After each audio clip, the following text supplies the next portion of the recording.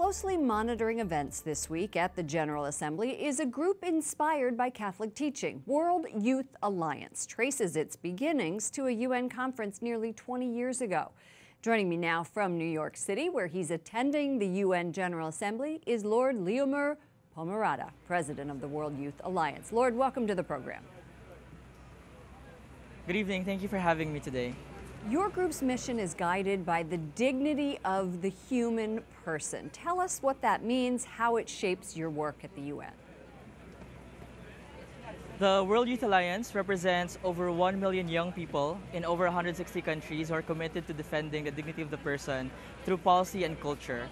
These groups of young people around the world are committing themselves towards this idea, and at various levels of the society, they create different projects. They lobby with their legislators, their policymakers. They also organize different social media campaigns and educational programs to bring all the ideas that the World Youth Alliance is promoting.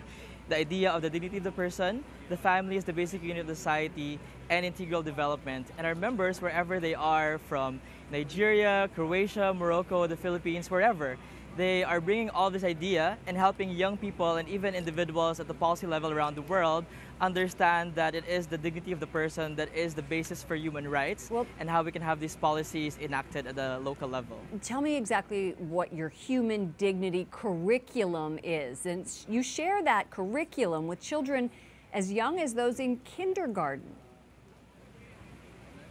Yes, that's right. We believe in the World Youth Alliance that we have to bring all these ideas while they're very young.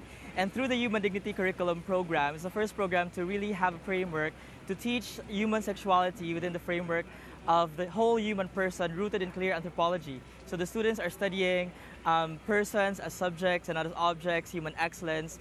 And our dream and our vision really for the curriculum is for all these young people from kindergarten to grow in excellence, for them to have healthy and excellent decision making, and for them to really have that long-term view and have those goals in their lives.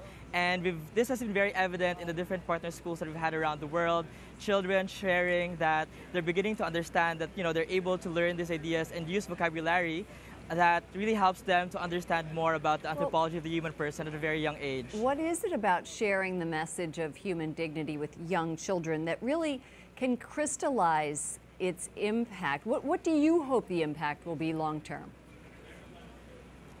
Well, there is an urgent need for this types of program, for the curriculum to be brought to students around the world.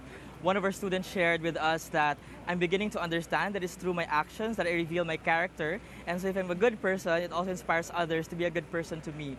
And so we've been in talks with different governments in Africa, in the Caribbean, and Asia to bring this curriculum at the national and local level, to bring this curriculum not only in schools but even in out-of-school programs. And so we're very excited for that.